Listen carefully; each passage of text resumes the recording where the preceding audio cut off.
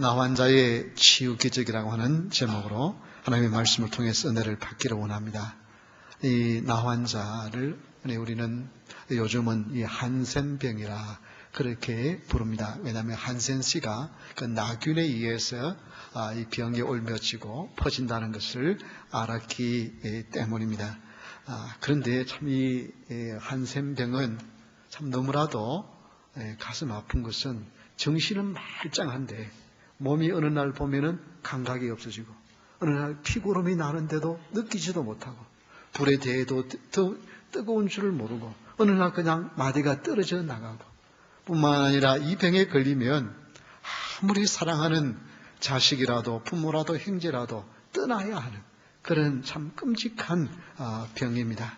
성경에도 보면은 이 한센병에 대한 많은 이야기가 나옵니다.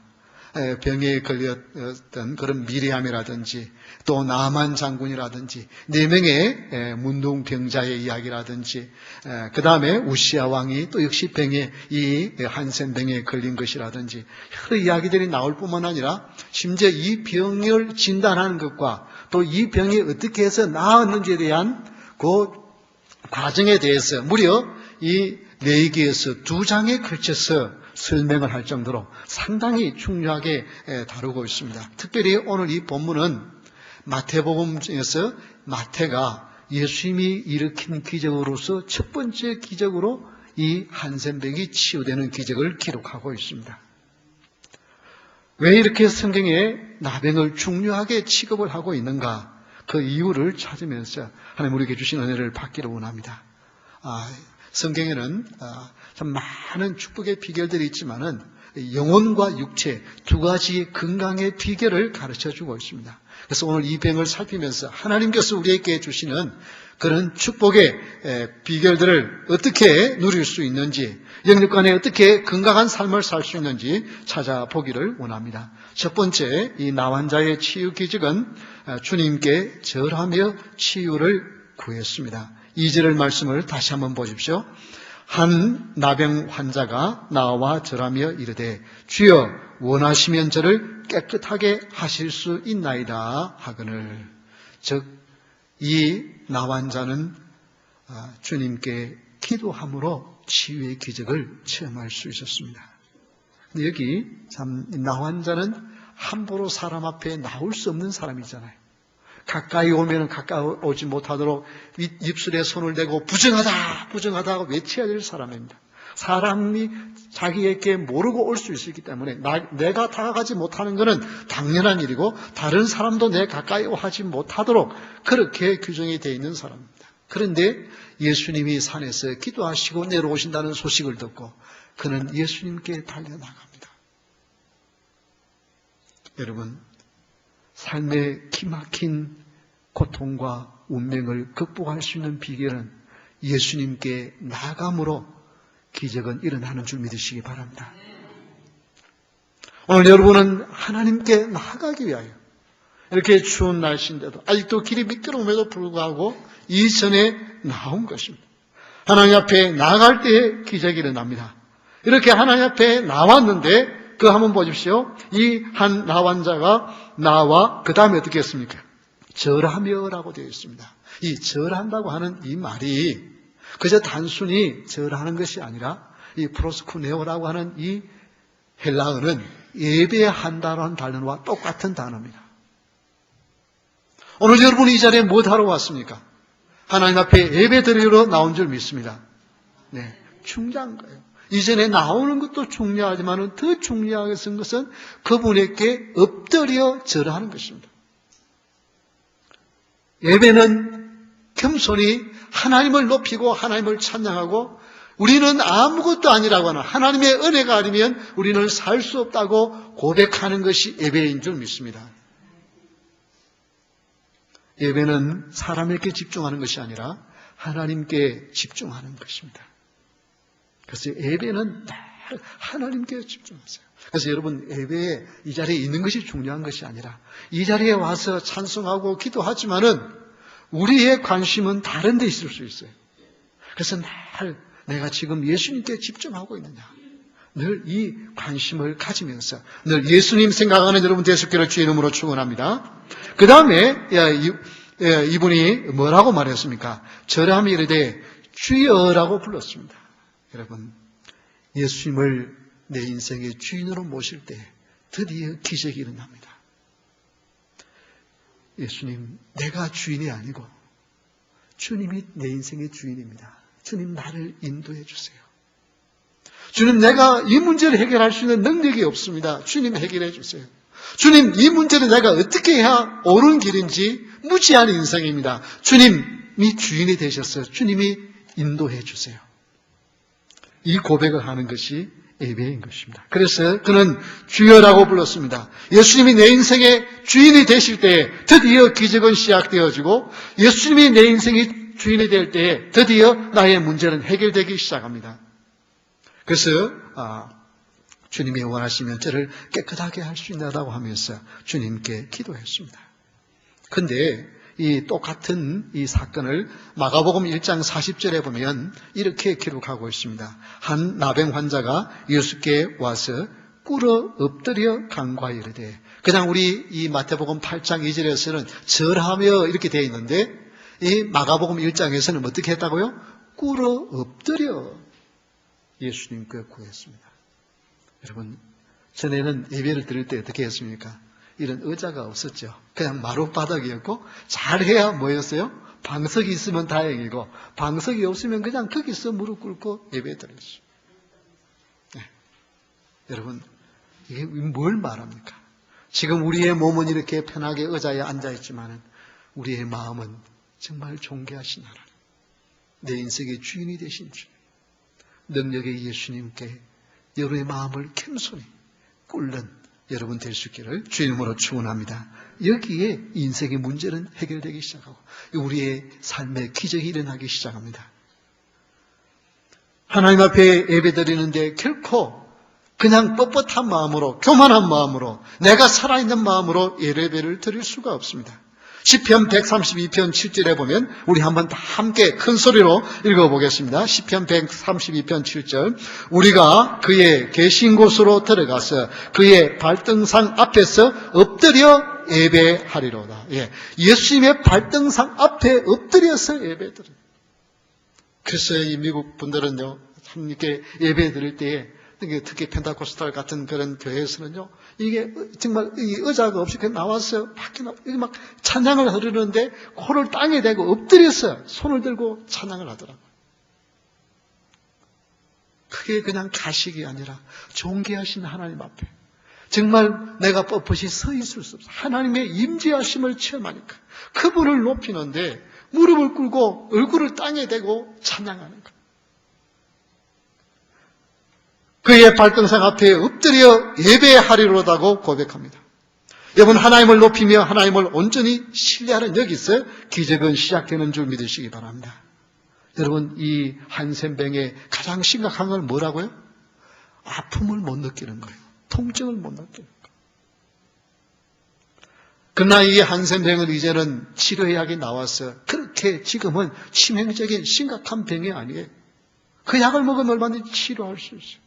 물론 떨어져 나간 신체의 부분을 다시 회복할 수는 없지만은 더 이상 발전되지 않는 치명적인. 그러나 오늘날 영적인 한센병이 오늘 우리 성도들에게는 없는지, 죄를 지으면서도 이 죄에 대한 아픔을 느끼지 못해, 죄의 심각성을 느끼지 못해, 이 지금 내 몸이 불에 대해서 지금 막 진물이 나고 타는데도 이 아픔을 느끼지 못하는 한센병처럼 영적인 한센병이 걸려서 내가 죄악 가운데 빠져 있으면서도 이게 죄의 심각성을 느끼지 못하고 그냥 무덤덤하게 살아간다고 한다면 이게 바로 영적인 한센병이 아니고 뭐겠습니까?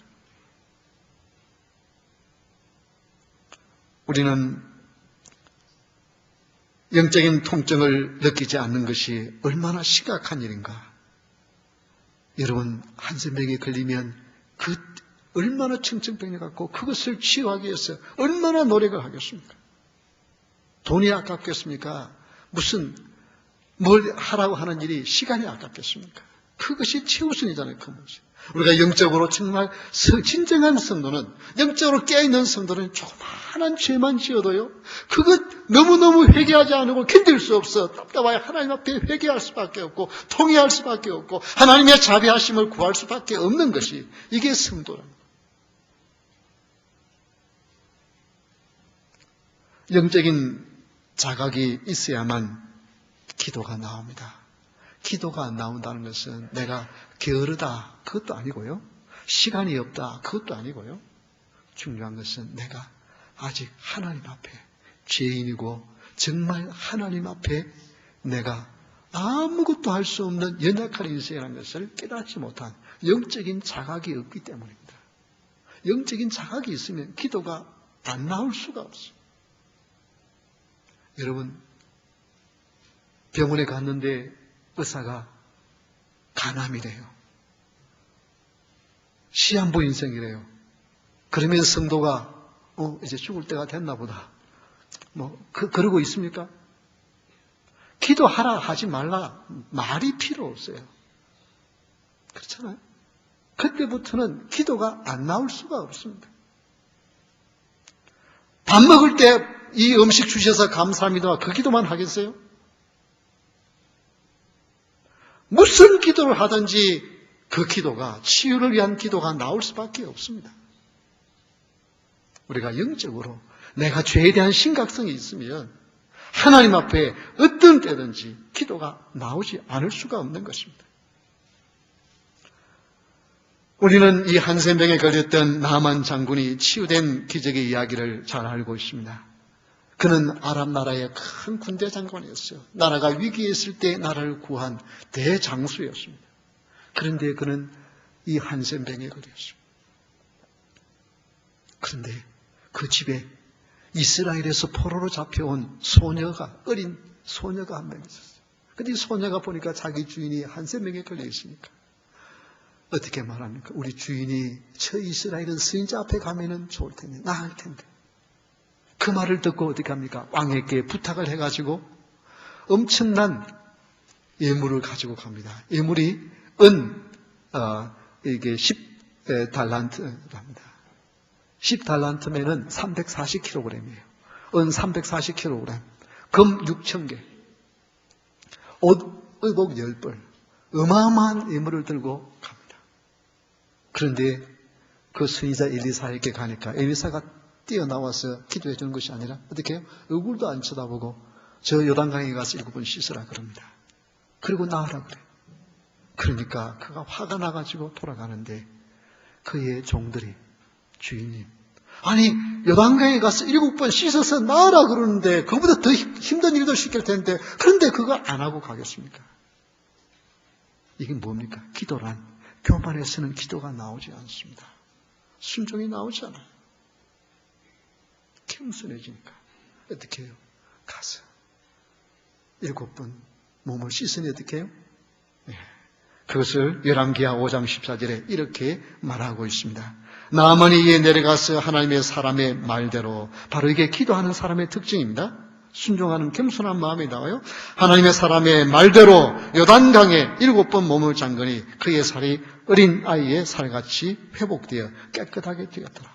여러분, 기적은 하나님을 하나님으로 인정할 때, 하나님의 말씀에 하나님을 인정하여 순종할 때에 기적이 일어납니다.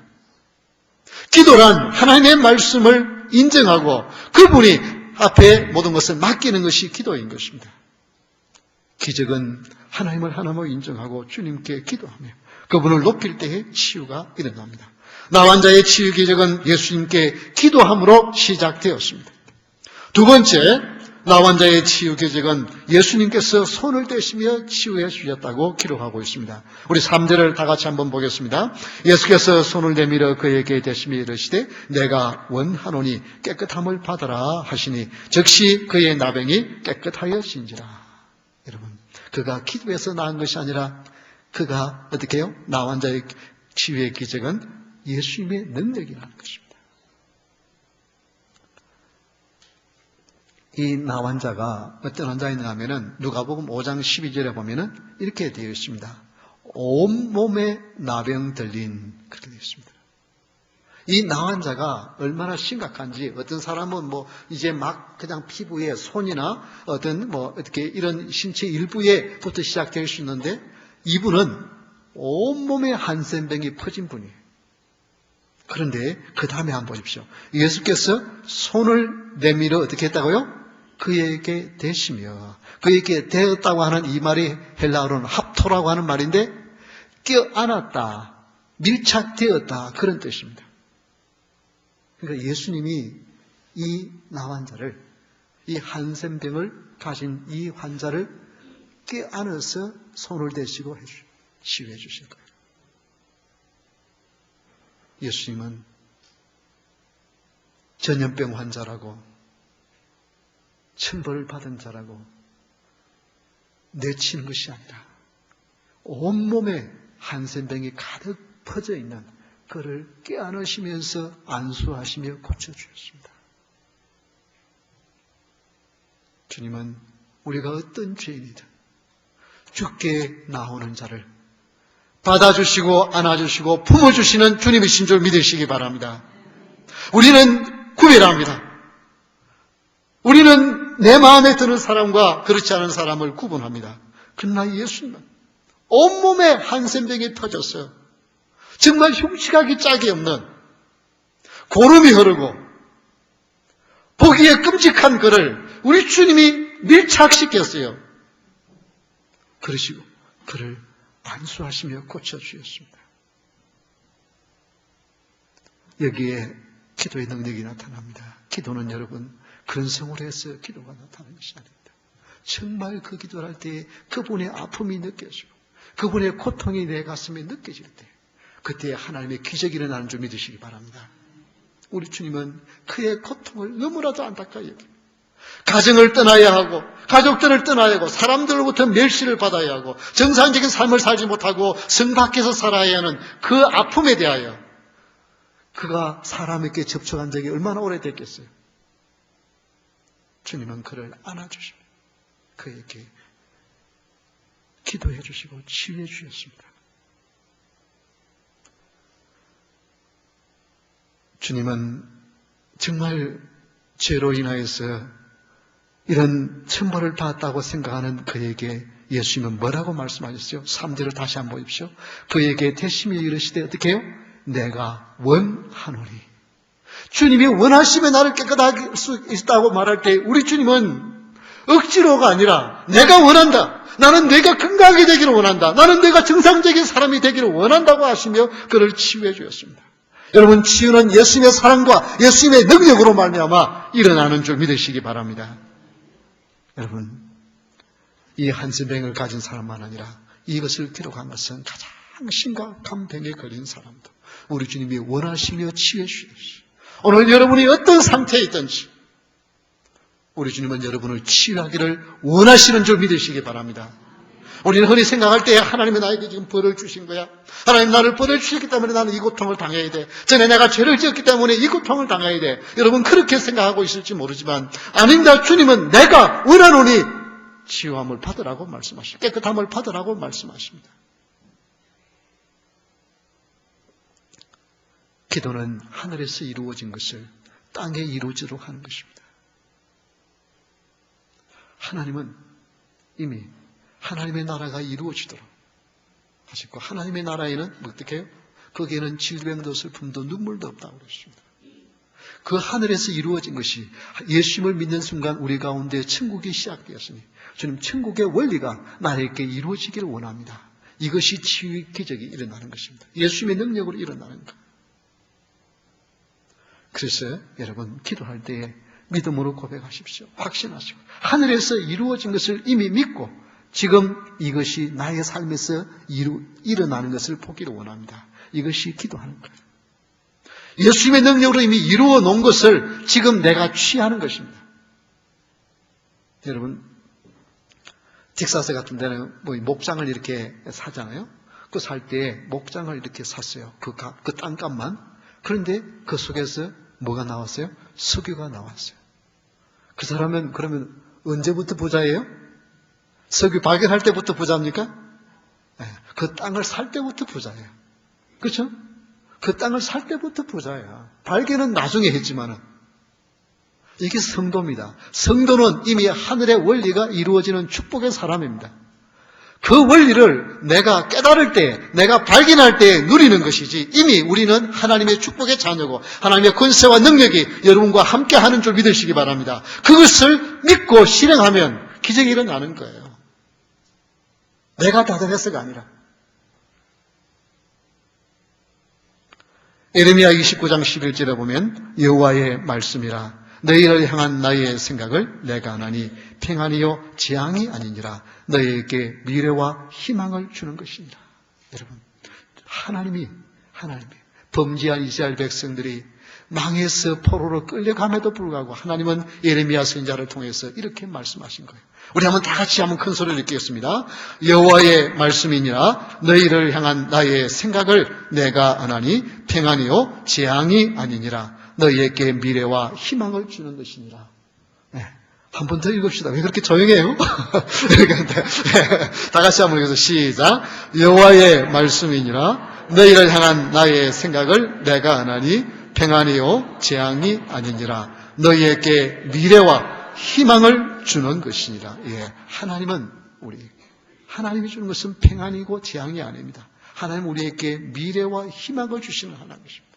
지금 어렵다고 우리가 망하도록 그렇게 기다리고 계시는 하나님이 아니라, 재앙을 주시는 하나님이 아니라 우리에게는 소망이 있습니다. 그래서 여러분, 주님께 나아가 기도하는 사람은 예수님의 능력을 체험하게 되는 줄 믿으시기 바랍니다.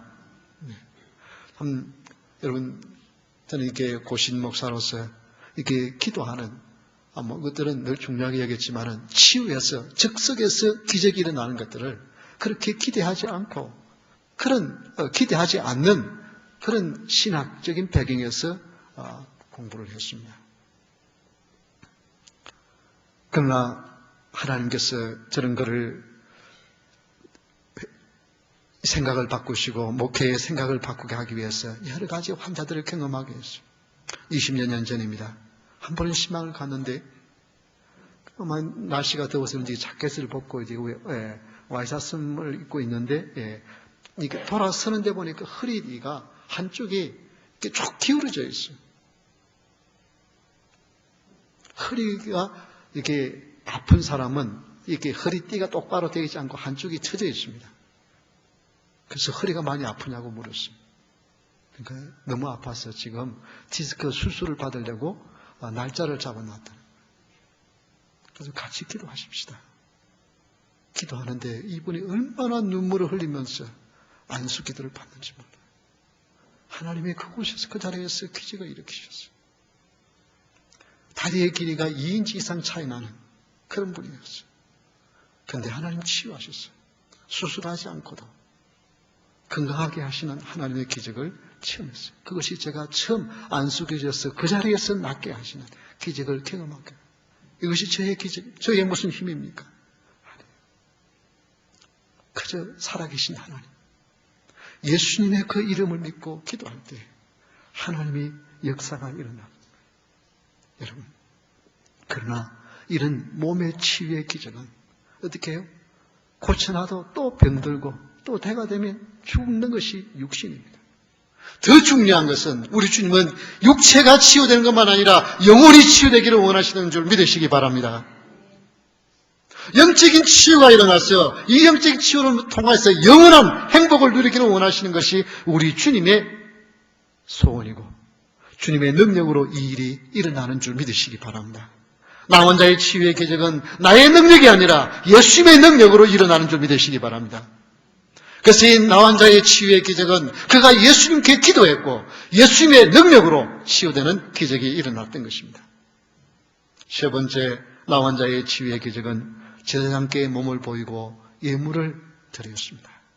이것은 감사의 예물을 드리는 것을 말하면 이것으로 그의 치유는 완쾌 되었습니다.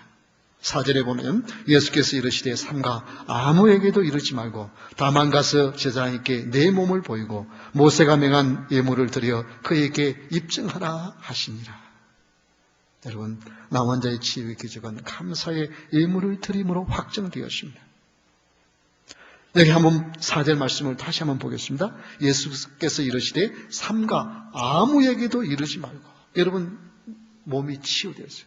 예수님께서 내가 원하노니 깨끗함을 받아라는 그 순간 그토록 그를 괴롭히던 한센병이 떠나갔어요. 그렇게 흉측하던 진물이 흐르던 피부가 깨끗해졌어요.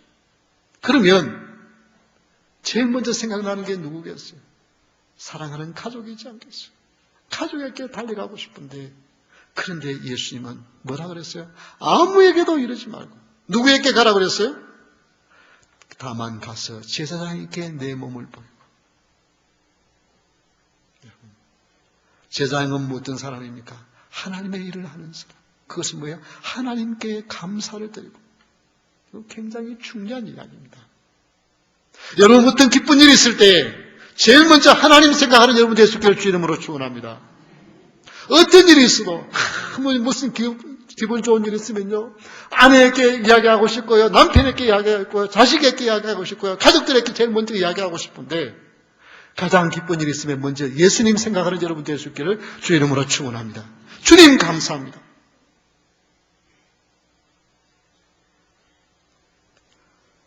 여러분 주님께 감사하는 방법을 어떻게 해요? 제사장에 가서 내 몸을 보이고 거기에서 검진이 일어나야 됩니다. 그래서 우리 믿음의 선배들은요, 시골에서 어떻게 해요? 가을에 배추 농사를 해도 배추만 하나 좀 잘생긴 것만 있어도 어떻게 해요? 주님 생각이 나서 어떻게 해요? 교회에 들고 가. 하나님 앞에 감사. 좀 무슨 과일 잘생긴 거 하나만 있어도요, 그거 먼저 교회에 생각이 나. 이건 뭐예요?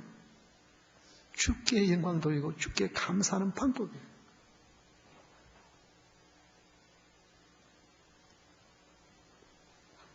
제사장이 무슨 대단한 사람이기 때문에 아니라 하나님의 일을 맡은 하나님의 종이기 때문에 하나님께서 권위를 입혀 주었습니다.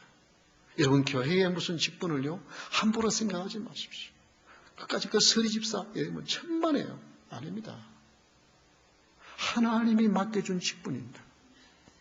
집사, 안수집사님, 권사님, 장로님 이런 직분들이요 그냥 하나님이 주신 거예요. 그 직분에 맞는 하나님의 영적 권위를 입혀주는 줄 믿으시기 바랍니다.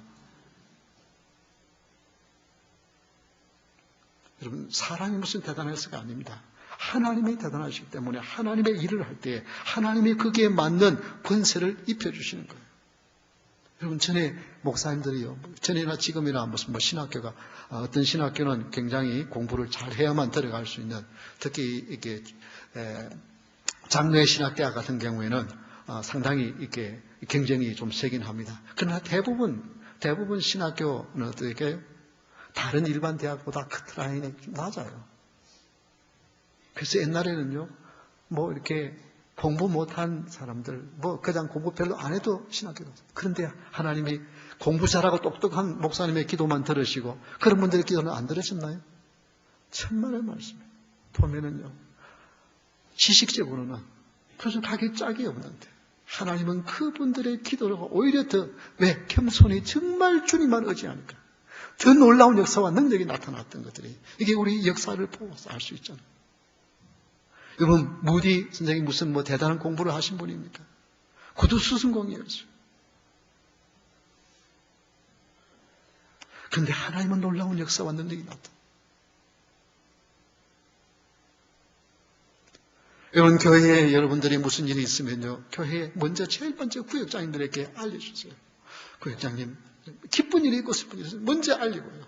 그리고 구역장님은 목회자에게 이야기하고, 그래서 좋은 일, 기쁜 일이 있으면 그것들을 알고 하나님 앞에 좋은 일이 있으면 하나님께 영광을 돌리고, 제일 먼저 여러분 하나님 생각하고 하나님 생각하는 그것이 하나님의 교회를 생각하는 거예요.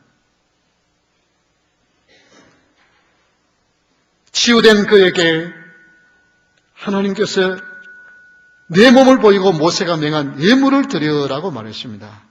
이 예물을 드리는 것에 대하여 레위기 14장에 상세하게 나와 있는데, 이 한세벽에 걸렸던 사람이 나오면 어떻게 하느냐면은 먼저 제사장에게 가는데, 한센병에 걸려서 집에 쫓겨나고 들에 서 있던 사람이, 성 밖에 있던 사람이 뭐가 있겠습니까? 그런데 가져가야 할 것이, 그래서 새 2마리예요. 가장 작은, 예물을 드릴 수 있는 것으로 가장 작은 새 2마리를 가지고 제사를 드립니다. 그리고 나서 8일 동안 기다립니다. 8일 동안 기다려서 정말 다시 도지지 않고 이제 재발하지 아니하고 그것이 계속 깨끗함으로 있으면 그 다음에는 제사를 드리는데 어떻게 드리느냐면 순양 2마리와 암양 1마리. 이거는 대단한 양입니다.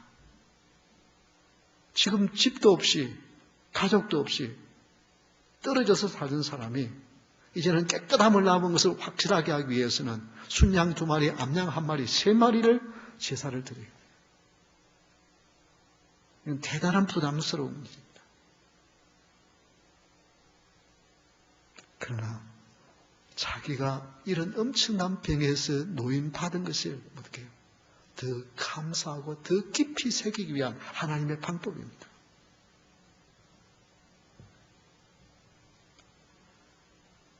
하나님 앞에 감사의 예물을 드리는 것은 믿음으로 하는 것이지 자신의 무엇으로 하는 것이 아니에요. 신명기 10장 10절에 보면 너희 가운데 모든 남자는 1년에 3번 곧 무교절과 지칠과 초막절에 네 하나님 여호와께서 택하신 곳에서 여호와를 배웁되 어떻게 해요? 빈손으로 여호와를 배웁지 말고.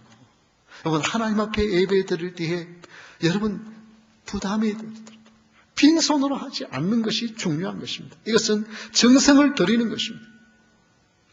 그리고 갈라디아서 6장 6절에 보면 우리 한번 다 같이 읽을까요? 가르침을 받는 자는 말씀을 가르치는 자와 모든 좋은 것을 함께 하라. 여러분 이건 뭐냐면 하나님의 말씀을 가르침을 받는 사람은 좋은 일이 있으면요 그걸 가지고 말씀을 가르치는 분과 함께 하는 것. 이게 참 중요한 것입니다. 좀 목회자가요 어느 때 정말 목회의 보람이 느끼고 감사함이 느끼냐면 목사님 우리 집에 기도 제목이 있었는데 이런 기도 제목이 이루어졌습니다. 감사합니다. 라고 전화를 받거나 이런 소식을 들으면요. 목사가 힘이 나요. 우리 성도님 위해서 기도했는데 부족히 기도했는데 이런 기쁜 일이 있구나. 정말 이 목회하는 자의 모든 스트레스가 다 풀려요. 기쁨이 있어요. 여러분, 그래서 여러분 구역에서도 구역장님 참 이렇게 기도했는데 이런 기쁨이 있습니다. 이런 것들을 알려줘. 그러면요 힘이 나는 거예요. 구역장님이 힘이 나고요. 목사가 힘이 나고.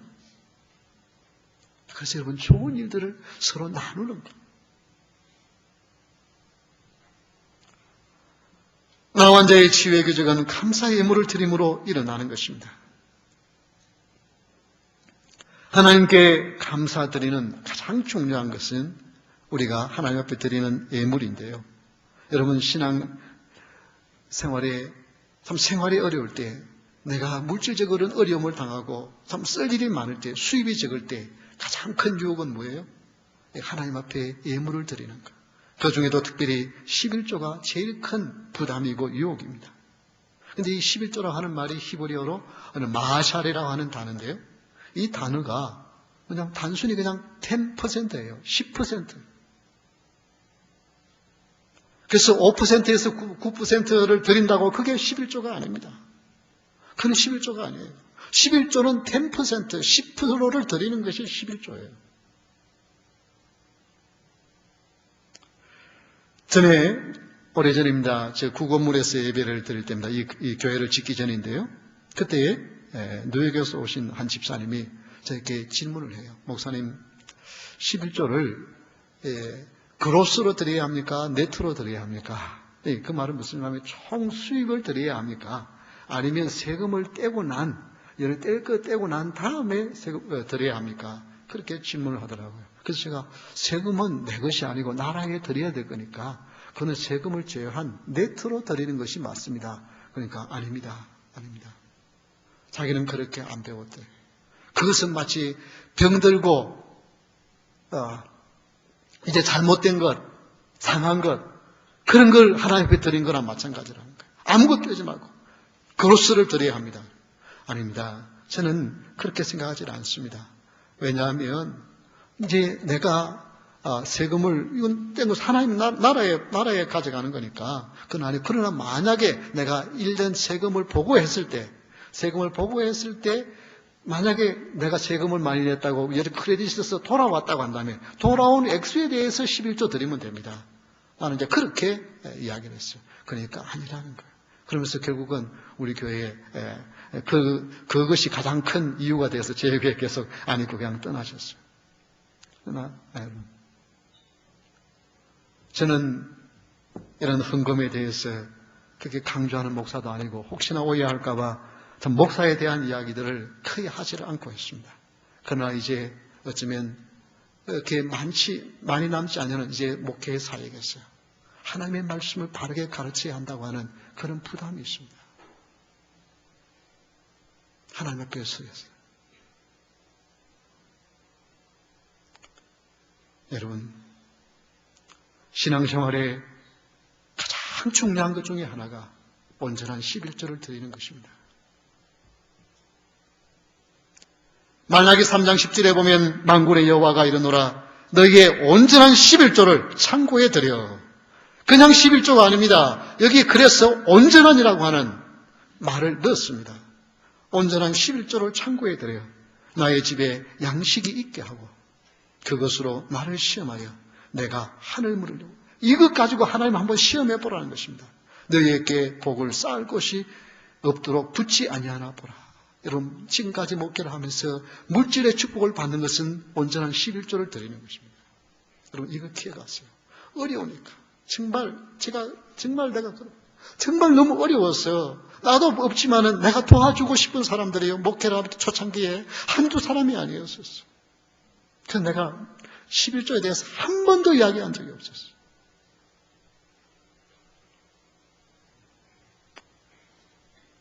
그런데 신학이 좀 지나면, 신학이 좀 들면 하리라 생각했어요.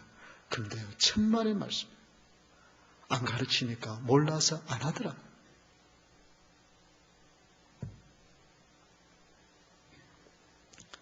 물질의 복을 누리는 것은 두 가지입니다. 어떻게 해요? 어떻게 해야 내가 물질의 복을 받아요? 수입이 늘어나야 물질이 쌓일 거 아니겠어요? 그렇죠? 수입이 늘어나야 되는 축복이 있어야 됩니다. 그런데 여러분, 아닙니다. 그것만 가지고는 안 됩니다. 뭐예요? 아무리 수입이 늘어도 어떻게 해요? 쓸 데가 펑펑 나가면 아무리 수입이 늘어봐야 소용이 없어요. 그래서 헛된 지출이 없어야만 됩니다. 이 두 가지가 합쳐져야 수고한 수고의 열매가 쌓여질 수 있습니다. 그런데 하나님께서 온전한 11조를 드리지 않으면 어떻게 한다고요? 불어버리시겠다 그랬어요. 너희들은 열심히 한번 모아봐. 그러면 나는 불어버리겠다 그랬어요.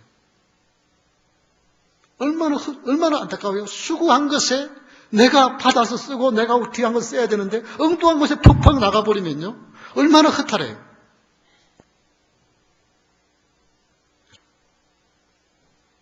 하나님 앞에 온전한 11조. 이것이 감사. 이게 뭐냐면 물질 자체가 중요해요. 하나님 앞에 감사를 드리는 것이에요. 그래서 나 환자의 기적의 체험은 첫 번째 어떻게 해요? 주님께 기도했고요. 그 두 번째 예수님의 능력이었고 세 번째는 감사의 예물을 드림으로 이루어진 것입니다. 여러분, 수입이 많고 적은 것이 중요한 것이 아니라 정말 하나님의 은혜와 축복을 누리기 위해서 영육간의 감감을 누리는 이 비결은 바로 하나님을 하나님으로 인정하고 그 하나님 앞에 여러분이 온전한 11조를 드리면 여기에 하나님께서 여러분의 삶과 여러분의 후손들에게 한번 시험해 보라고 말씀하고 있지 않습니까? 물론 이 말씀을 통해서 여러분이 놀라운 축복을 체험할 수 있기를 주의 이름으로 축원합니다. 우리 다 같이 일어서서 찬양